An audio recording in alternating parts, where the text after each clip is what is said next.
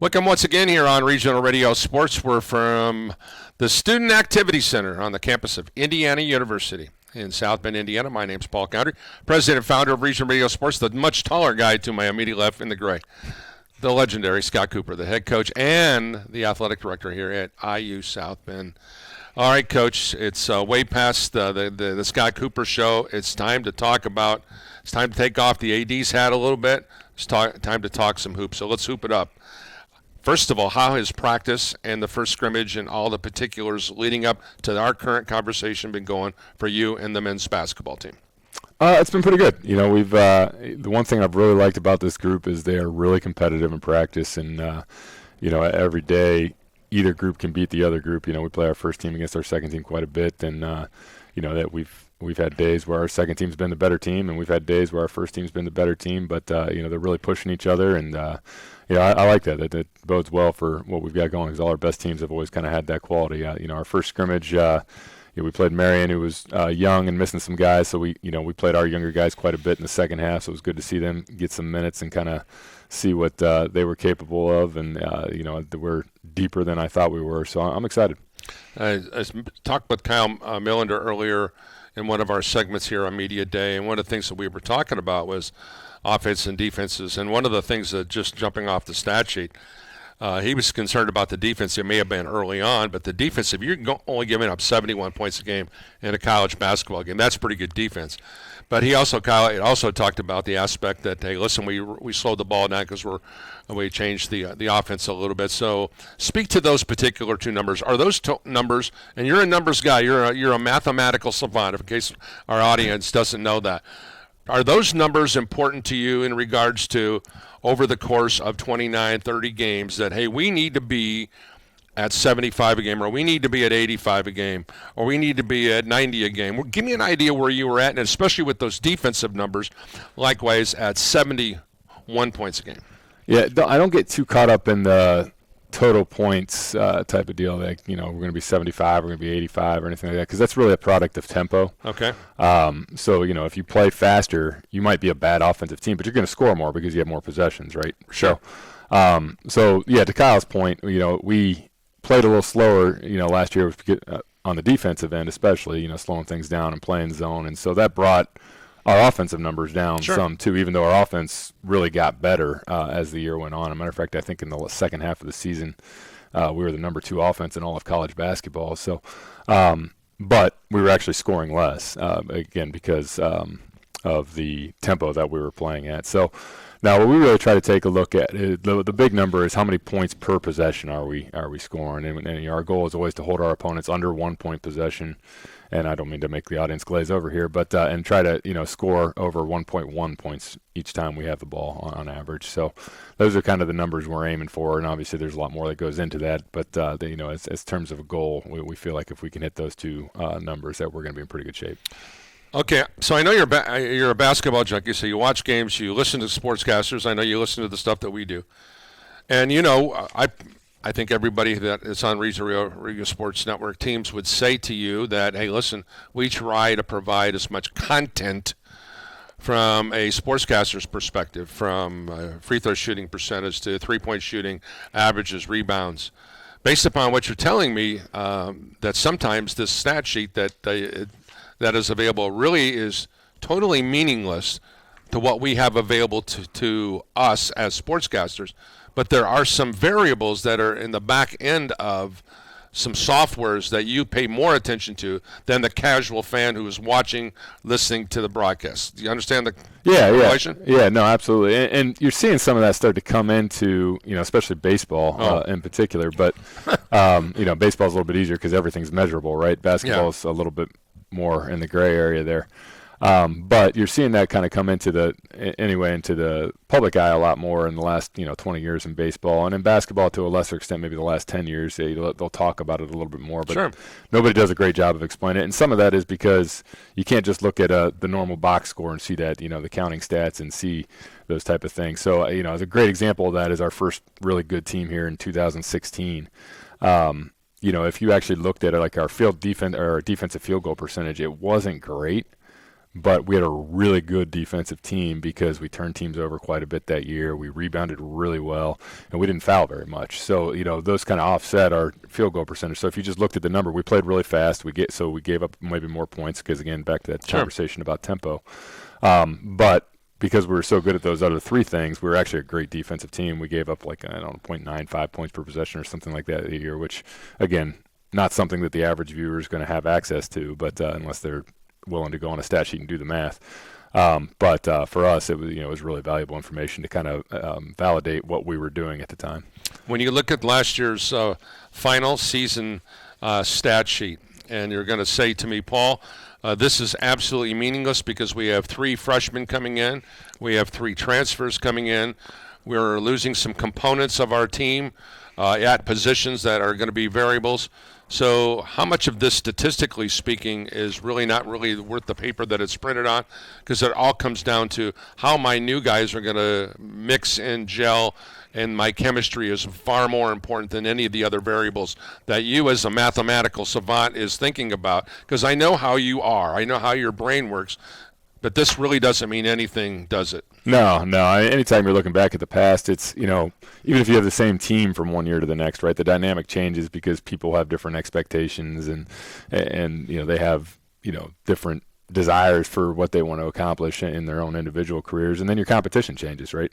So, we have, one guy can make all the difference in the world. So, the COVID year, we had Sure. everybody back. The year following the COVID year, I should say, we had everybody back except for one player that next year, right?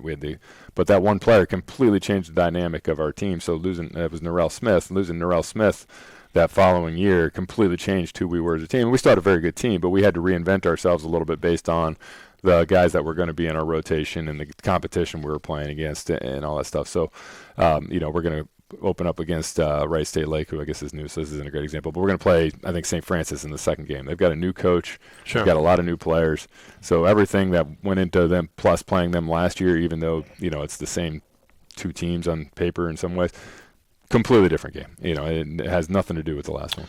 Petty, Mullen, Columbus, the 1, 2, 3 in the scoring, all gone. Give us an idea as you look at this current group. So let's get specific about the 25-26 Titans group. Where are you at in regards to filling some of those holes left from that 17 and 12 team and a team that won 14 league games? Give me an idea who is going to be able to fit into those spots. Yeah, well, again, back to the original point there, and our previous question there is we're going to be a completely different team. We're going to have to reinvent ourselves because we lost those guys, because we've got new guys in with different skill sets and things like that. So, the one thing I think we've got going for us this year is we're way, way more experienced than we were last year. Especially coming off the bench and guys like Kyle Olabegi and Drew Hedgepeth and AJ Dunn being healthy. Those guys that got minutes last year and got experience, and we kind of have a better idea of how to use them. Obviously we've got some guys like CJ Hornbeek and James Stevenson eventually and Ethan Hill that have all played significant minutes at their previous stops, and their skill sets are very different. So, working those 3 guys in along with returners like Colin Schmidt, Kyle Millender, some of our new guys that I think will eventually be good players, and even guys like Manny Hill that, haven't seen the floor a whole lot, or Cole Blasco haven't seen floor a whole lot yet. Our depth is far more experienced, and it gives us a little bit more options, whereas last year, if one of our starting group wasn't playing well, we didn't really have a great experienced option to replace them Sure. with. And we struggled at times, especially early in the year because of that. And we obviously got better as the year went on as those guys got experience.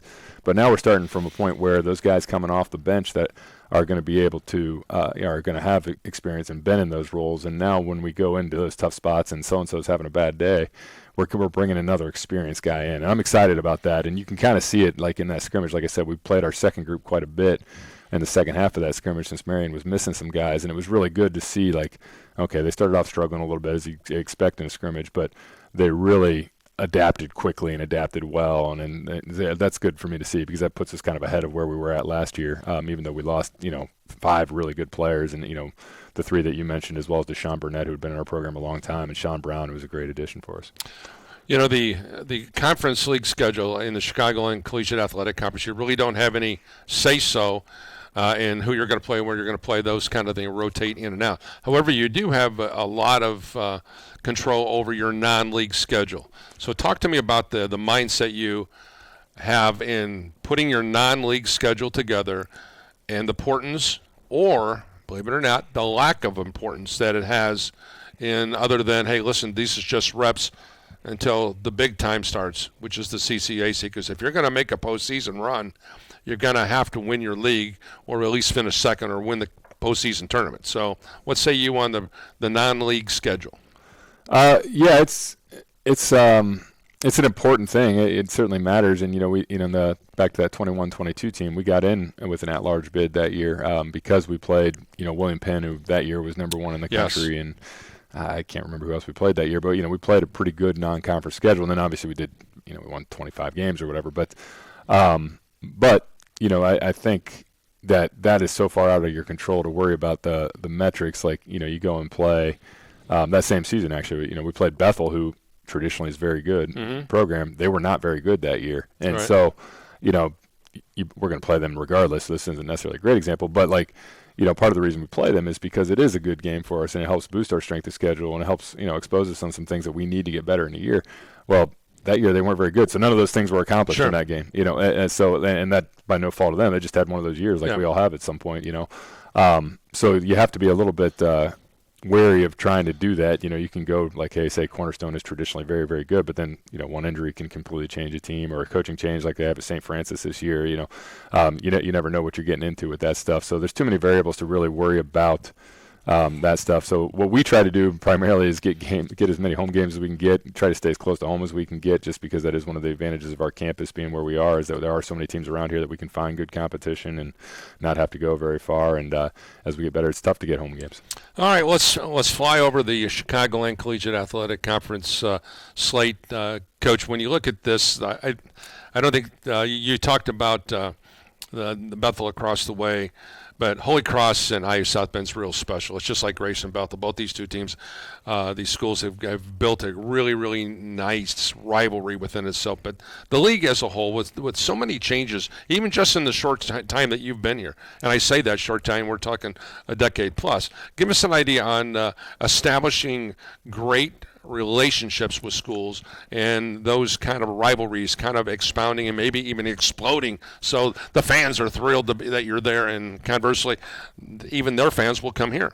Yeah, and that's a challenge in our league because everybody's in, with the exception of Viterbo, everybody's in or near a metropolitan area. So if you go around here, for example, on Saturday and Notre Dame's got a home football game, it's going to be girlfriends and families only, right? Or if you're in Chicago and they've got the Bulls, the Bears, and the Sox, and the Cubs, and everything else going on. Yeah, Blackhawks too. Yeah, I don't know if we fight their audience quite as much, but at the same time, we're in areas where none of us are the big ticket in town, and so it's different than say a Crossroads League when you go to North Huntington, Indiana, and that's it. The community's built around that, right? So it's something we're all working on. We're trying different things, and some of them have worked in the past. Obviously, with us in Holy Cross, so we've got a natural rivalry there, and the fact that one or the other of us or both of us have been in the mix for the league pretty much every year since Mike McBride started there and carrying over here is that we've got some ways to build some of those things in. When you've had the best teams here in your tenure was Indianapolis loaded, and they've got some kids coming in from Crispus Attucks, some kids on this roster from Ben Davis. When you have 4 kids from right there in the central part of the state, right there in Marion County, that's a great place to build because there's a lot of tremendous talent. Look up and down the roster, and you've got some guys who certainly have come from tremendous programs. Ben Davis is a perennial power, Crispus Attucks likewise, and I know Plainfield's always been very, very good. Give us an idea when you look at the recruiting mindset going into this. Do you say, okay, hey, this guy's played in this league, he's going to be ready to play right away from a competitive standpoint? Is that your mindset? To some extent. I mean, everything's always a process, and freshmen are always a gamble, and you never know how quite they're going to adapt. But I think the biggest thing we look for kids that are from programs that have won. And, you look at our roster, we've got 2 guys from Ben Davis that won a state championship there and were state runner-up. We've got 2 guys from Crispus Attucks that were state runner-up this past year. We've got C.J. Hornbeek from Toledo St. John's, who was state Final Four in Ohio in their big school division. You've got Andrew Hedgepeth, who came from Picton Central High School, was state champion his junior year, state runner-up his senior year in the big school division in Ohio. And, you go down the line, and every single guy on our roster, with the exception of one, I believe, has won some sort of championship at their previous stop. one of their previous stops there. And for us, that experience is invaluable, so that they come in and know what it is to sacrifice for something bigger than themselves, and they understand what it is to play a role and what it is to, how to handle things when they get tough and all that. So we're looking for people that have won. We're looking for people that have been through adversity that can handle those type of things. And, Indianapolis is a great place to start because that's where some of the best teams in the state are. All right, open-ended question to wrap this thing up here on Media Day. The Titans are going to have an exceptional year in league play if we can do these couple things. I would amend that to say on a national level, I think we've got that type of team this year if we defend and rebound. I mean, that's where it's going to start for us, is we've got the ability to. We've got a lot more versatility at that end of the floor, a lot more ability at that end of the floor than maybe we've had the last 2 years. Although 2 years ago we had one of the best defensive teams in the country. But I think this team has a higher ceiling than that group does if they commit to that. And we've seen it at times where we look really, really good. We look the part. And, again, it's early in the year. But we've had other days where we haven't. And, our success on a national level, and I think, again, we've got a team that can compete on a national level, is going to come down to that. Final thought. You've won a lot of games here, championships. Our trophies are just outside here in the Student Activity Center. But the thing that impresses me the most is something we talked about the last time we were together on the Scott Cooper Show, is the graduation success that you've had during your time here. And I'd like for you to expound upon that, because that is something that pales in comparisons to all the trophies and to all the fact that is your guys come to school, they go to class, they graduate. Yeah, well, first of all, I think it's very important to point out that it's not my success, it's their success. I understand. But you've set the tone is my point. Sure, yeah. But, I think it comes down to, again, like we talked about it, is recruiting guys who understand the bigger picture. And they know why they're here. And we emphasize that you're here to get a degree from Indiana University.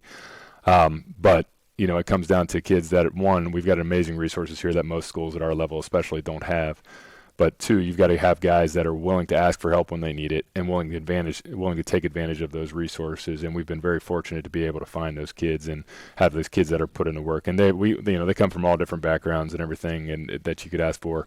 But we've got kids that are very, very capable academically that don't need a whole lot of help, and we've got kids sometimes that need a whole lot of help. But that they've all been willing to put in that work, I think, says a lot about the type of kid we've been able to recruit, and we're very, very proud of that. Don't forget Titans basketball all season long right here on Regional Radio Sports. Scott Cooper is the athletic director and men's basketball coach here. Coop, best of luck this season. I appreciate it. We'll be back with more of our continuing coverage of Indiana University South Bend athletics right after this.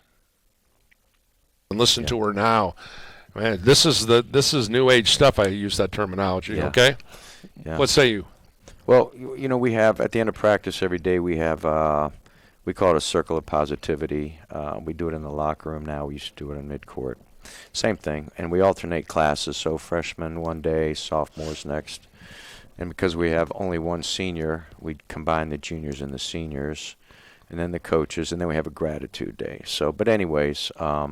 I'm always interested to see what Tenley's going to say, because she's very thoughtful with what she says. It's not just, okay, hey, everybody worked hard today, let's get better. It's not generic stuff. It's stuff that you can dig into, and it's got meaning behind it and power behind it. So I'm agreeing with you on your observation. Okay. Absolutely. Rosters here. Who's going to have a great year for the Titans? Well, first of all, I'm going to say, we're really excited about our team this year.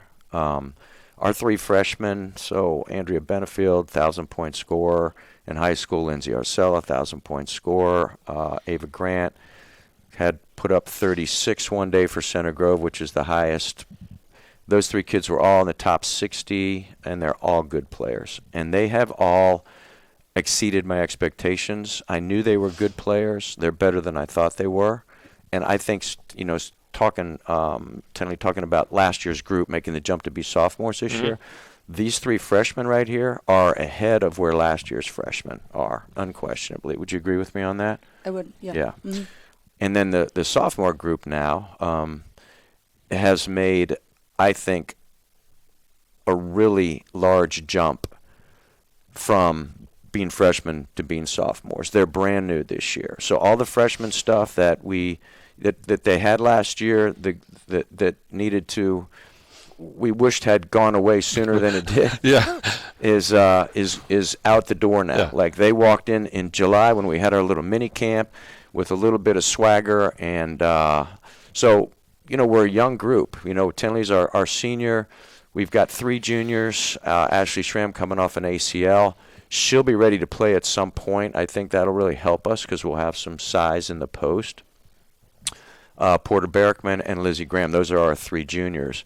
And then you go down to the sophomore class, and I'll include Olivia, even though she's out this year. We've got 6 of them, and it's a really good class. It's a really good class. I mean, we have 2 dynamic point guards in Kenzie Falks and Sydney Geralds. Kenley mentioned Keeley. Brady Chambers, outstanding. Aubrey Booker, I don't think she missed a shot in practice yesterday, right? I mean, that sophomore class is really good. And then, as I mentioned, the 3 freshmen blending in. So, again, I'm not sure I'm answering your question, but I think our group, if we, here's how I'll say it. IU South Bend has a chance to have a great season if IU South Bend doesn't lose to IU South Bend, meaning that we don't get in our own way. We don't turn the ball over. We get blockouts when we're supposed to. We don't foul unnecessarily. We just take care of the things that good teams do. They minimize mistakes. And if we can do that, we have the talent to, and I don't know if we can be 31-2 again, but we can be pretty darn good. And you get to the national tournament a few years in a row, and then you don't go for 1 year. Oh yeah, that's not a good feeling at all. Like we want to get back there this year. That's high on the list. So we're going to do it. Tinley, we hope you have an amazing senior season and embrace all those final stops at all those schools.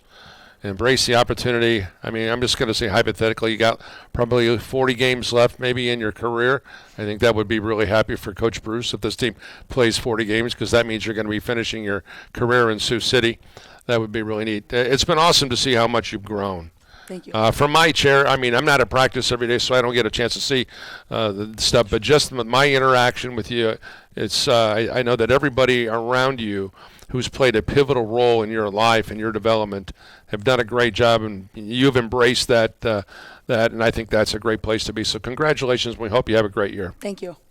Coach, as always, great to hang out with you. Same. Appreciate all you do, man. Thank you. Once again, that's going to do it from Indiana University here in South Bend, Indiana.